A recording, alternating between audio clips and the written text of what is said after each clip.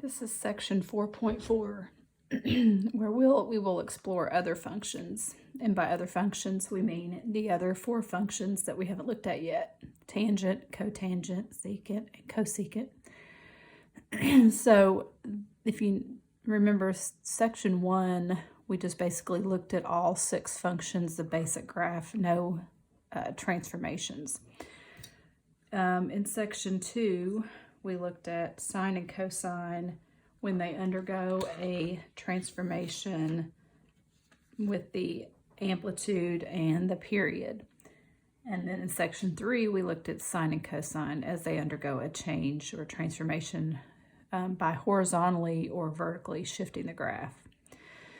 So now we're going to finish in section 4 with the other 4 functions, so tangent, cotangent, which have a lot of similarities in how they behave, and secant, cosecant, which again, remember those are reciprocals of the sine and cosine, and so we will, there'll be a lot of similarities in how we graph the cosecant and secant from the sine and cosine graphs. So let's start with a tangent graph. So we're going to look at the first example here, which is graphing the y equals 1/3 tangent of x. So we already back in section 1 looked at what y equals tangent of x looked like, and I went ahead and just put it up here so we have it here with us. Just to refresh, remember the tangent, unlike the other 4 functions, tangent, cotangent has a different period. The period repeats after pi radians. So remember, when you travel around the circle, after you get to pi, it begins to duplicate those values. So it's just a repeat. So it takes from 0 to pi for the function to assume all of its values before they repeat. So we have a different period. We also notice that tangent and cotangent both they have places where they're undefined, where y over x is something over 1 over 0, which is undefined. All right, and that happens with tangent at negative pi halves and positive pi halves.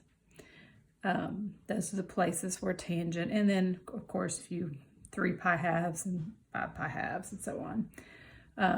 But between the negative pi halves and the positive pi halves, that's one complete cycle of the graph. Now we could split it and do it from 0 to pi, and you see part of this and then part of the next one. But I like to be able to see one, from one asymptote to the next, that continuous part of the graph. All right, so let's look at what's happening in this one. So it looks like we have this multiplier in front of the tangent. Now in that, with respect to sine and cosine, would have been called an amplitude. We don't really call that an amplitude with respect to tangent, cotangent, but it has a very similar, it behaves very similarly when you're graphing with tangent, cotangent as it does with sine and cosine. So it's not an amplitude, but it's going to have that vertical stretching factor. Now, since there has been no period change, the graph still should be a period of pi. Because there's been no shifting, we should still have the beginning of the cycle at negative pi halves. So my key points would be the same, negative pi halves. And again, if you're taking your period of pi and dividing that into 4 equal parts, pi fourths, you would continue to add pi fourths. So negative pi fourths, and if you add pi fourths again, we're going to be at 0, and then pi fourths, and then 2 pi fourths, which is pi halves. And so that's where we should start and end the cycle. But at negative pi halves, remember, it's undefined, and as it is at positive pi halves. Well, in the very middle of the period is where the graph crosses the x-axis. So this is going to be our 0. And if you recall, the tangent of pi fourths is 1, and the tangent of negative pi fourths is -1. And so we have that. But because of the multiplier here, multiplying this, I'm going to put a little times 1/3 by this. So this actually now becomes -1/3, And multiplying this by 1/3 actually makes that become 1/3. And of course, 0 times 1/3 is still going to be 0. So basically, this graph, the only change that 1/3 is going to create in this graph, my asymptotes in there, my y-intercept, or my intercept is going to be the same, my 0. But at pi force, where if it didn't have the 1/3 there, it would be at 1, and at negative pi force, it would be at -1. But because of the 1/3, that actually compresses the graph, so it's only reaching 1/3 of what it did, and so we get that more of that compression vertically. Graph's a little more flattened out around the 0 there. And that's one period. It wanted us to graph it from negative pi to pi, so I didn't exactly do what it said. So I would really, the next period, you know, I could go on a whole nother period. The next asymptote's going to be here. The next 0 is going to be there. And I could just continue on if I wanted to continue it on, I could do that. Of course, my next asymptote over here is going to be here. This is going to be my 0, and okay, so that graphs it from negative pi to pi, like it asked me to do. So you're seeing the full period here and half of another cycle there and the other half of that cycle there. Okay. Okay, the next example, got a lot more going on. We have a vertical shift. We have a vertical stretch, not really called amplitude with tangent, but same effect. We have a period change, so B is 1/2, therefore that's going to stretch the period. And we have a horizontal shift, so we have everything that could possibly, other than a reflection, can possibly change, and this one is changing. Okay, so let's start with, let me get the period. The period, remember with tangent, the period is no longer 2 pi, but pi. So instead of 2 pi divided by b, we do pi divided by b. And b is the multiplier of x, the coefficient of x, which is 1/2. Okay, and pi divided by 1/2 is 2 pi. Okay, so what's happening with the period is we're stretching the one cycle of the graph is from asymptote to asymptote. Looking at it that way, it's going to cover 2 pi radians instead of pi, so it's going to be twice as wide as what the basic tangent graph is. Okay, so in order to find my asymptotes, I'm going to take my bx minus c, which usually goes from negative pi halves to positive pi halves, and I'm going to come down here where I've got some room, and let's solve to find out where the asymptotes are shifting to. So we've got some shifting and some stretching going on here. So from negative pi halves to positive pi halves. Okay, that's where the graph starts out, but because of the multiplier of 1/2 and the minus pi sixth, and these are going to be adjusted. So let's solve for x and find out where they're going to be. So we're going to add pi 6 to both sides. So add pi 6 over here. I'm going to add pi 6 over here. All right, and so I add pi 6 in the middle, which eliminates that. So we have x divided by 2 falling between. So remember, think of this is 3/6 and 1/6, so 4 pi 6, or it reduces to 2 pi thirds. And think of this as 1 pi 6 minus 3 pi 6, which would be negative 2 pi 6, and that reduces to negative pi thirds. Okay, so then finish solving for x here. I'm going to multiply everything by 2.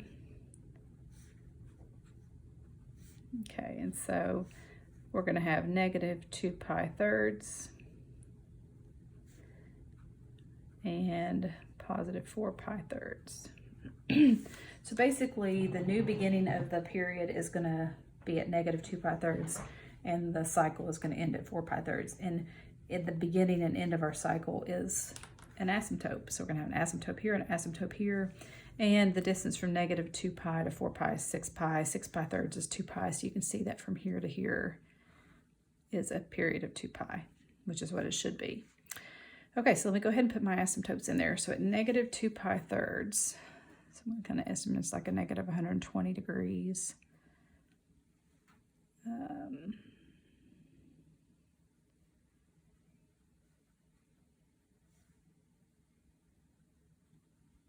Just kind of estimate there. And 4 pi thirds.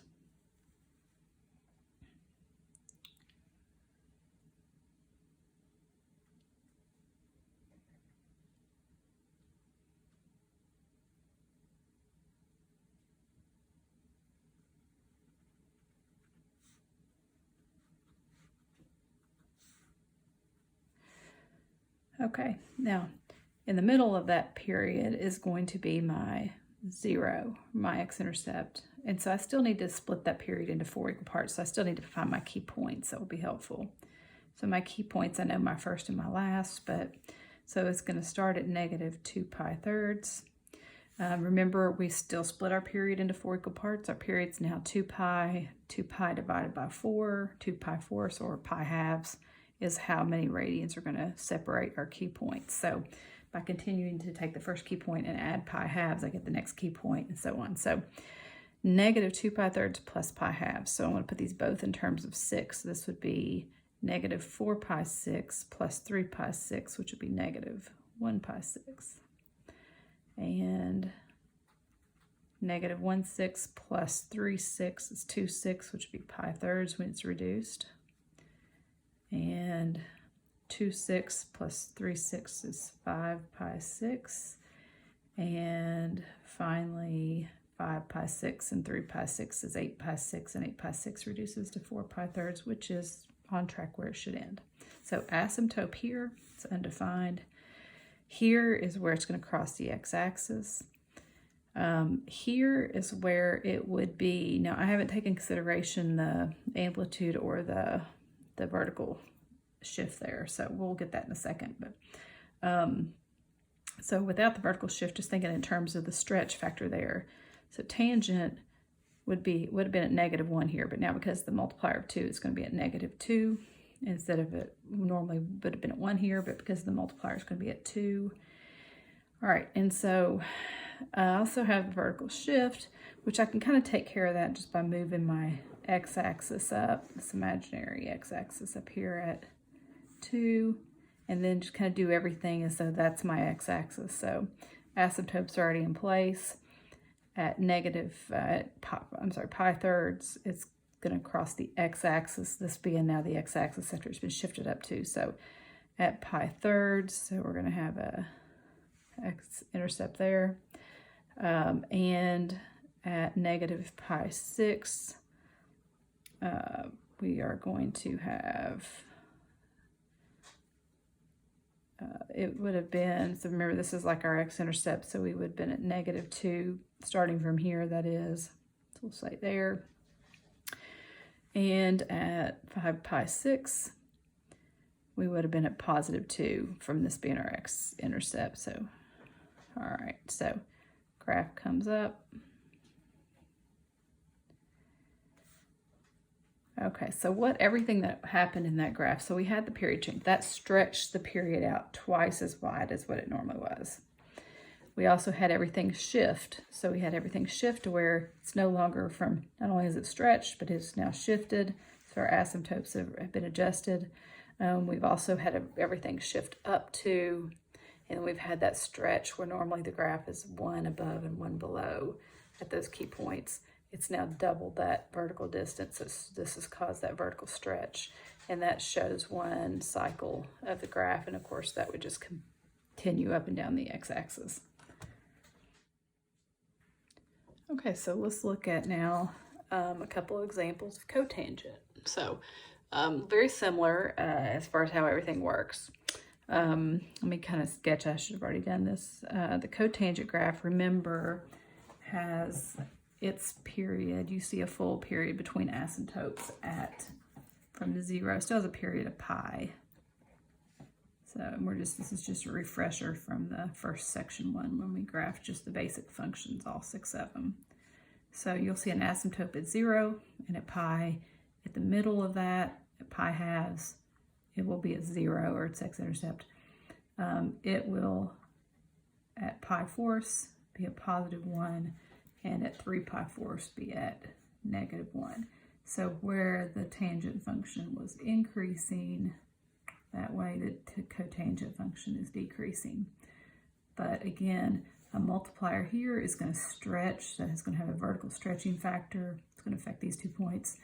This one also has a period change. No shift, no shift vertical or horizontal, but it does have a period change and amplitude change. So, okay, so let's start with our period. So our period on this one, again, period for cotangent, just like tangent, is pi. Pi divided by b is 1/3. So pi divided by 1/3 is 3 pi. So our period is 3 pi. So stretching again, where it's normally pi, now it's 3 pi. So it's going to be 3 times as wide as this is just the cotangent of x function. All right, let me find my key points. There's been no shift, so I'm still going to have an asymptote at 0. Because remember, the asymptotes for cotangent 0 and pi. But instead of pi, it's been stretched out, so it's going to be 3 pi. So I'm actually going to have to go extend my graph. I want to see the other asymptote on there. All right, so my first key point would be 0. All right, if you divide your period by 4, 3 pi, every 3 pi fourths, you're going to have the next key point. That's how many radians are going to separate your key points. So 0, keep adding 3 pi fourths. And so 3 pi fourths will be my next key point. 6 pi fourths, which would be 3 pi halves reduced. 9 pi fourths. And 12 pi fourths, which is 3 pi, which is where we should end up. Okay, and so in the middle, of course, this is our asymptote, and this is our asymptote. In the middle of that interval, it's going to be our 0. Typically, let me go ahead and put the 0 in there.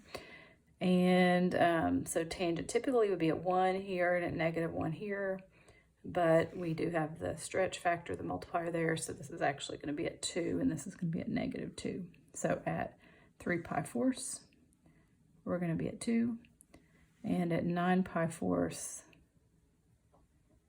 we're going to be at hang on a second. Yeah, negative 2. I didn't get my asymptote should be out further, so disregard that. I got that in it.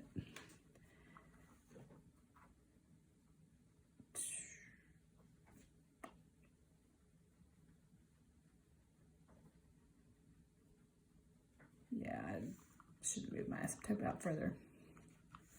But we're we'll just graph what fits on the graph anyway. So, but you see the asymptote there, and the graph comes down. The other asymptote would be out here at 3 pi, and so,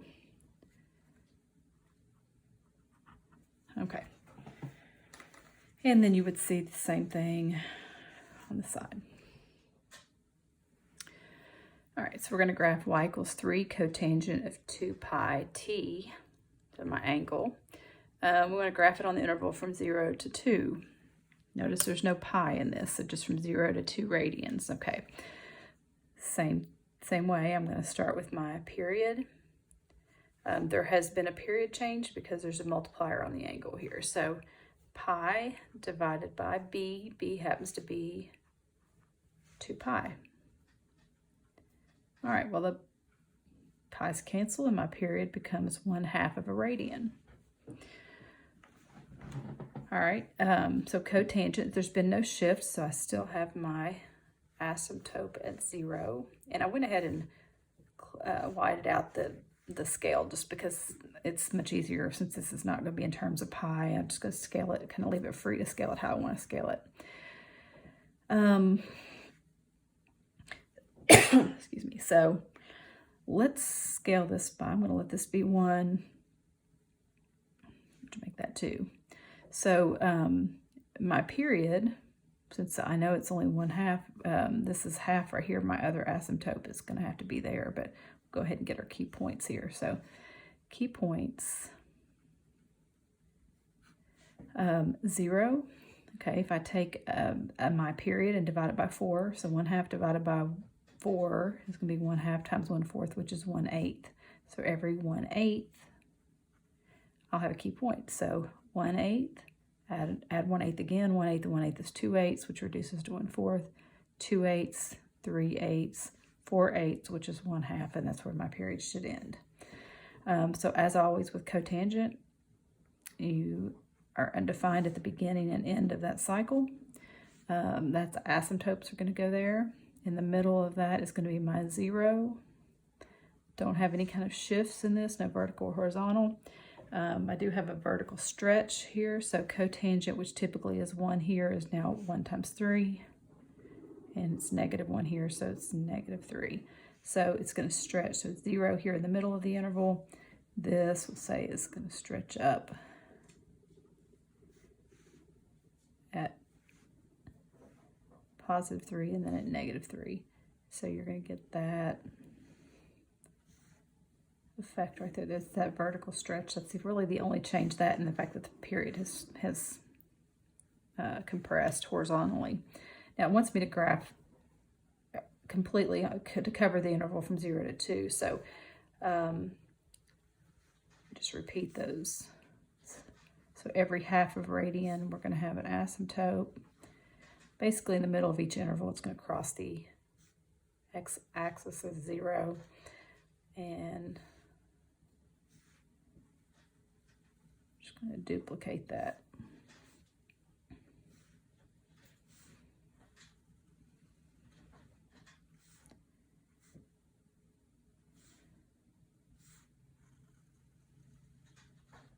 All right, and that covers the interval from 0 to 2 radians. All right, at the bottom, just in summary on this, if C is any real number and B is greater than 0, then the graphs, so basically this is just, the tangent and the cotangent with period. Of course, this B representing what changes the period, causes a shift horizontally, stretches the graph vertically, causes a vertical shift. So the period, though, it's important to note that instead of 2 pi divided by b for cotangent, pi divided by b. Shift, still -c divided by b. And of course, if you have the k, creates a vertical shift. Okay, so we've looked at tangent, cotangent, we've looked at sine and cosine. So that leaves us the last two, and that's going to be secant and cosecant, which are going to be a lot alike. Remember, we're going to use the reciprocal functions. Remember that secant is the reciprocal of the cosine and cosecant is reciprocal of the sine. So I actually like to graph the cosine to help me figure out where the graph of the secant will be. And if it's a cosecant graph, I like to graph the sine graph. It just kind of helps things fall into place. So let's go ahead and graph the reciprocal function. So over here, I'm going to actually graph y equals 2 cosine of x, and I would graph it probably with a broken line or something, because it's not actually part of this graph, but it helps me find the things I need to find for this graph. So let's graph this, and I'll do it with a broken line. So the cosine graph, we've done that enough that from 0, there's been no period change. The only thing that's changed on this is the amplitude. So from 0 to 2 pi, the graph on cosine starts at the maximum, which is going to be 2 since we have the amplitude change. At pi halves, it's at 0. At pi, it's at -2 since the amplitude is 2, and then back to 2. So again, with a broken line, I will... Okay, but that's going to help things fall into place. Now, all I need to really do is find the graph of the secant. It's just going to be the reciprocal of the cosine. So the reciprocal, I'm going to start where the cosine is 0. Those points are going to be important. At those points, the reciprocal of 0 is undefined. So therefore, I should have an asymptote here because there is no graph there, because that graph of secant would be undefined where the cosine is 0. Okay, and then really good enough, each one of these points, if I found the cosine and I took the reciprocal of them, what the graph, the reciprocal of of -2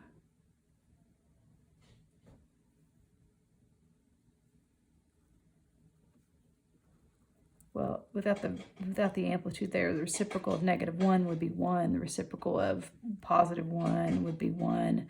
But then we're going to stretch that by 2. So, so these points are going to be the same on the cosine as they are on the secant. And then all of these points, the reciprocals of these are going to are going to be the points along this graph. And so you could pick some points and actually plot them if you needed to, but that's basically once you get the sine or the cosine graph, the reciprocal function, everything will fall into place for the secant or cosecant. Now, the only things actually part of the graph are these. Okay, the asymptotes, of course, are those imaginary barriers the graph will approach but not cross. And the graph of the cosine here is just helps me find the zeros of the cosine are the undefined areas for the secant. Therefore, I know where the asymptotes go. Okay, so we have another secant graph before we go and look at the cosecant, which isn't going to be a lot different. We're just going to be doing with the cosecant, we'll be graphing the sine as the underlying function. Okay, so we've got in this one we have an amplitude change and a period change, no shifts. Okay, so let's see the period. We're graphing that. We're going to graph basically y equals 1/2 cosine of x over 2. And then we'll use that to let things fall into place for the secant. All right, so the period of sine and cosine is 2 pi divided by, we're going to 1/2. 2 pi divided by 1/2 is 4 pi. And so the period, this is going to be a long stretched out period, double the length of the basic cosine graph. The key points, there's been no horizontal shift, so it should still start at 0. If you divide the period into 4 equal parts, 4 pi divided by 4 is pi, so we would just continue to add pi, so our key points are going to be nice and easy. All right, and so what does cosine do? It starts at the maximum, which because the amplitude is not going to be 1, but is going to be 1/2, 0. It reaches its minimum, back up to 0, and back up to its maximum. Okay, so let me go ahead and graph that again. I'll use a broken line to do that. So it starts at 1/2. At pi, it's going to be at 0. At 2 pi, it's going to be at -1/2. And it wants me to graph all the way to negative because I'm going to have to see a full period of the graph. I can't. This only goes to 2 pi, and I need to go to 4 pi to see the whole period, so I'll have to go back and do the other. So back at negative pi, graph should be back at 0. And at -2 pi, it should be at -1/2. So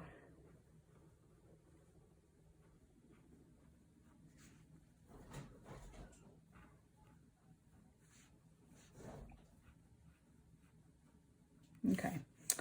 All right, so the bottom line, the important things are where the zeros are. So when is the cosine 0? Where the cosine is 0, the secant is going to be 1/0. So here and here, the secant will be undefined, which means that we will put an asymptote there to show that break in the graph, the discontinuity.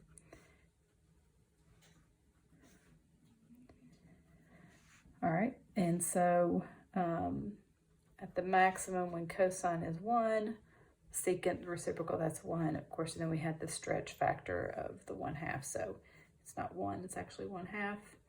And then, I could plot other points in there if I want to, but we know it's a nice smooth curve. We know what it looks like, so you don't really need to pick a bunch of points unless you just want to.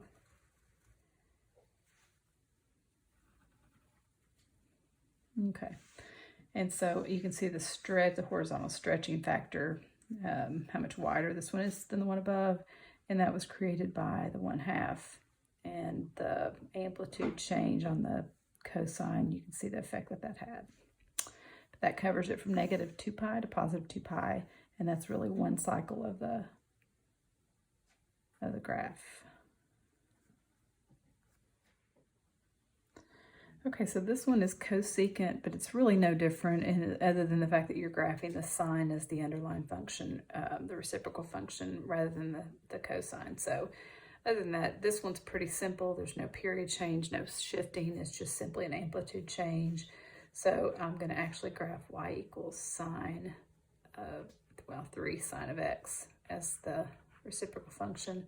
And then things will fall into place as far as the asymptotes and the max and mins and stuff go. So, all right, so sine, period's 2 pi. So basic sine wave starts at 0. At pi halves, it reaches its maximum, which of course now, because of the amplitude change, is 3.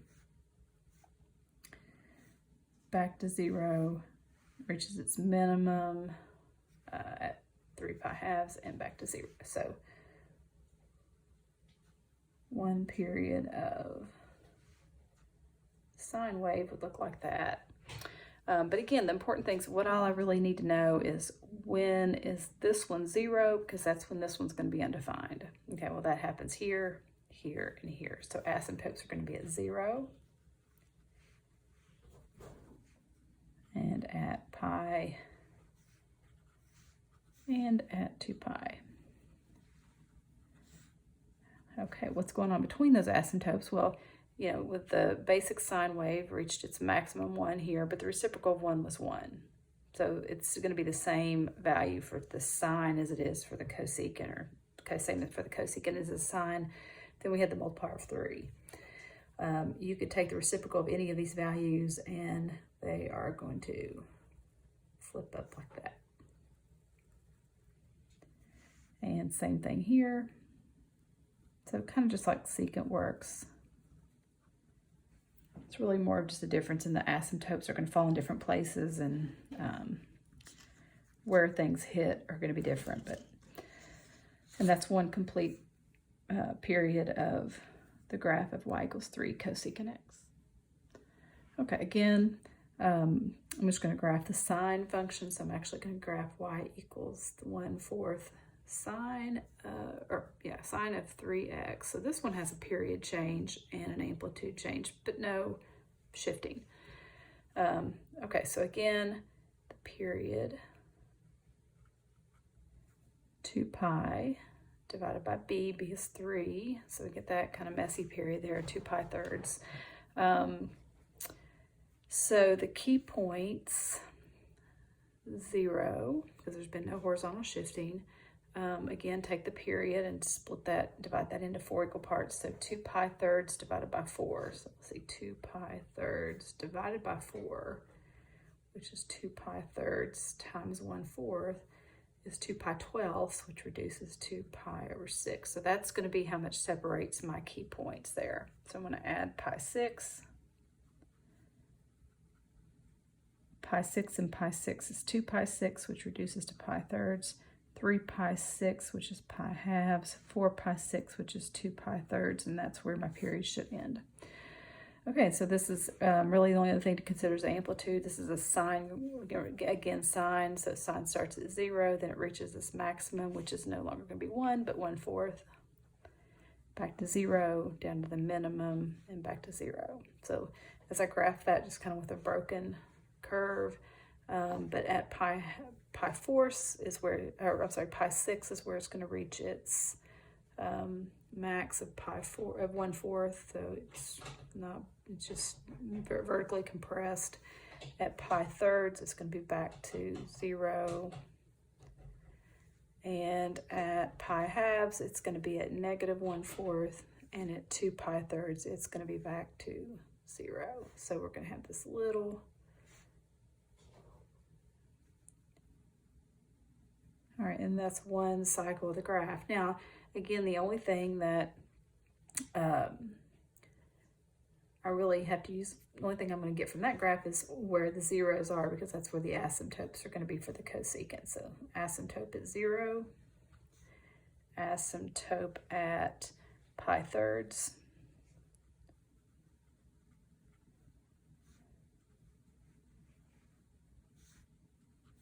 and asymptote at 2 pi thirds. And again, I'm just estimating in there as close as I can to. Okay, and so You know, from there we know what the graph's going to look like, so I don't really need to plot anymore. Now it does say to graph it from 0 to 2 pi, so it wants me to carry a little further than this. So if I do another period of this graph, it's going to take us to 4 pi thirds, and so let's see, that would put us about right here roughly.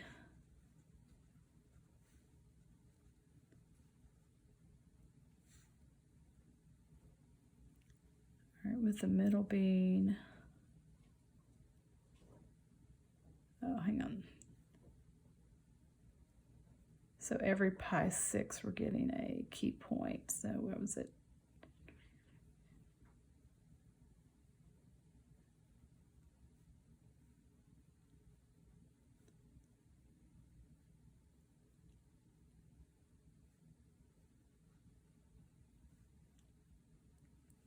Okay.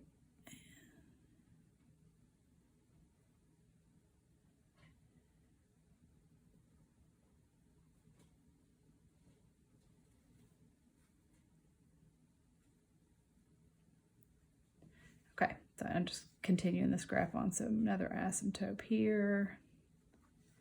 There's another cycle of the graph.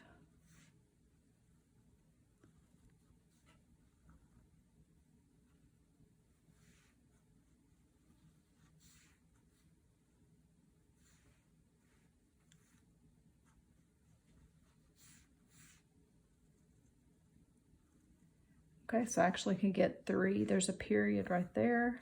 There's a period right there, and there's a period right there. So 2 pi thirds, 4 pi thirds, 6 pi thirds, which is 2 pi. So from 0 to 2 pi, I can get actually 3 complete cycles of the graph. Okay, in the next example, there's nothing to graph, doesn't ask us to graph. It just simply says identify the period, the range, the horizontal and vertical translations for, so any shifting that's going on here. So, okay, well, the period. So this is a cosecant, which just follows the sine and cosine because they're just reciprocals of those. So the period for sine and cosine is 2 pi, therefore the period for cosecant, secant is 2 pi. But because of the adjustment with the 3, the multiplier of 3, we know the period's changing, so 2 pi divided by b, or 2 pi divided by 3 is my new period. So there's my period. All right, it asks me for the range. The range is determined really by the vertical shift and by the amplitude. So if you think about it in terms of the sine and cosine, well, so if I were graphing the sine, since it's cosecant, I'd be graphing the sine. So we had the, let's say 1's here, so we've had the graph that shifted up 1/2, so I kind of would move my x-axis up to 1/2. And from there, the graph would oscillate 2 above the x-axis, or the imaginary new x-axis is now shifted up 2 above and 2 below it. So I would begin here, and it would go up to 2 above, back to 0, 2 below, back to 0. So, and remember, we're not graphing sine and cosine, we're actually graphing cosecant. So these are going to be my asymptotes. And so my graph is actually going to be this part of it. So let me highlight that in a different color here. So this is the part I'm going to be interested in giving the range for. Okay, so the range, starting from down here at negative infinity, is going to go up to, well, it's been 2 below the x-axis, but it's also been shifted up 1/2. So it would have been at -2, but shifting it up 1/2 makes it at -1.5 or -3/2. So we're going to have a range that goes from negative infinity to -3/2. And then it's disjoint here, so then it picks up as we move up from -3/2. We don't have any graph until we get to, that would be 2 plus the 1/2 shift up, so 2 above the x-axis plus the 1/2, so 2.5 or 5 halves, if you want to think of it that way. And actually this should be closed because it actually does attain that value. And 5/2 to infinity. So that would be the range.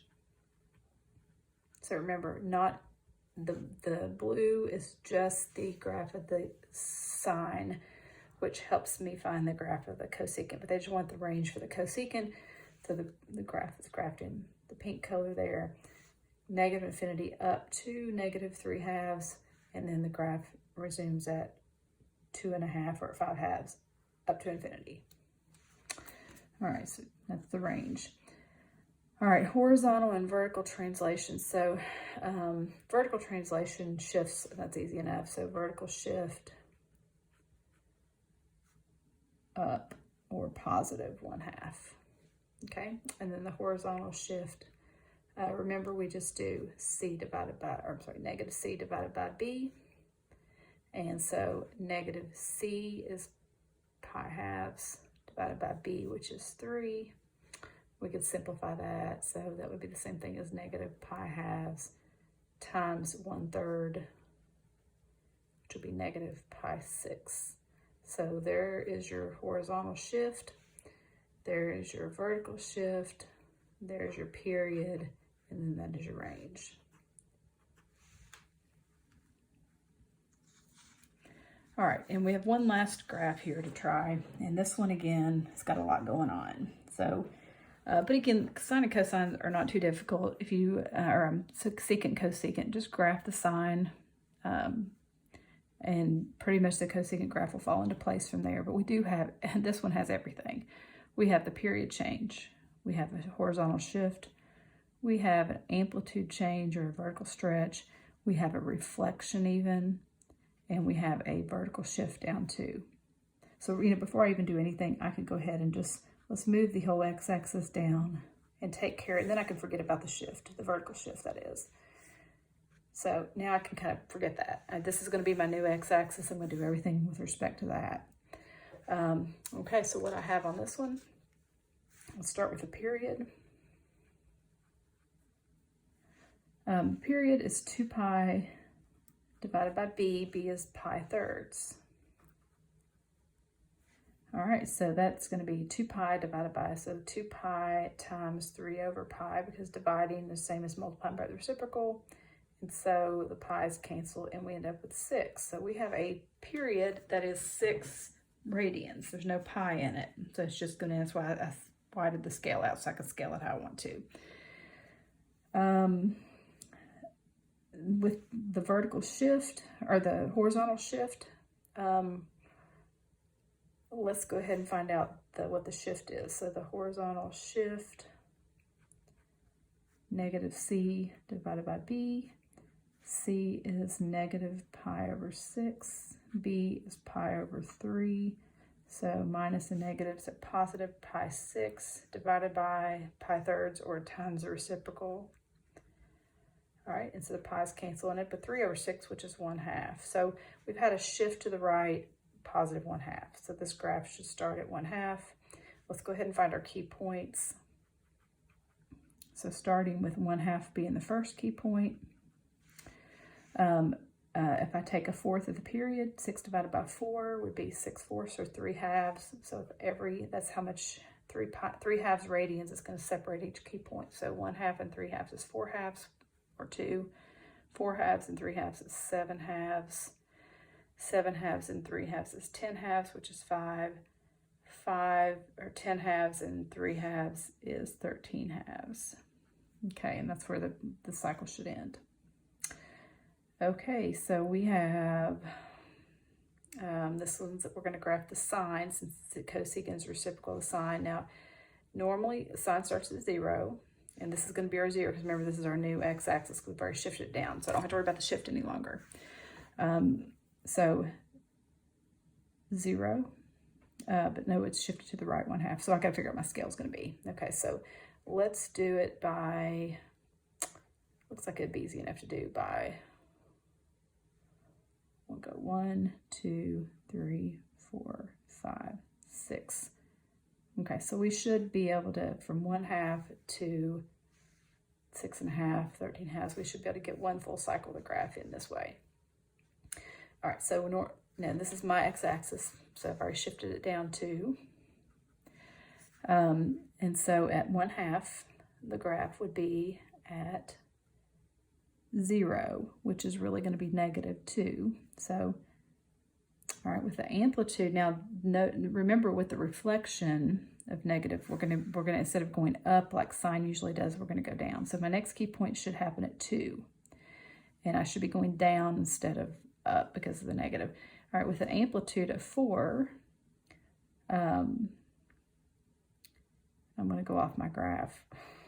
I should have rescaled that, but that's okay. All right, and then at 7/2 or 3.5, I should be back to 0, with this being 0, this being my x-axis. And then at 5, I should be at +4, and then at 13/2 or 6.5, I should be back at my new 0 after I've shifted it. So my sine graph would look like this. One period of it. We'll just do one period. Okay, and so that takes in consideration the period going from 0 to, or from, I started it, let me fix that. I started 0 instead of 1/2. Okay, that's better. So going from 1/2 to 13/2, that's a distance of 2 pi. I mean, it's a distance of 6. And my key points have all been placed in there. You can see the amplitude of 4. With the reflection, it's going down. The wave starts down first, reaches its minimum and its maximum, and its zeros, and the shift would have done everything. Okay, so then to graph the cosecant, that's the sine, but everything falls into place. So my zeros are here, here, and here. Those are going to be my asymptotes. That's where the graph would be undefined.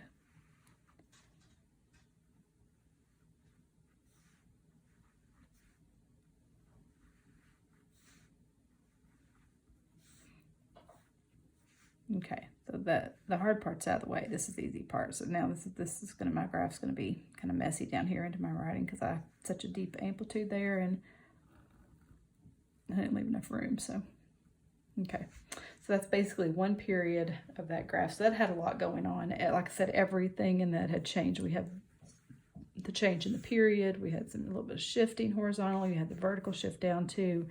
We had the vertical stretch, the amplitude change by 4, and we even had the reflection. So a lot to keep up with in that one.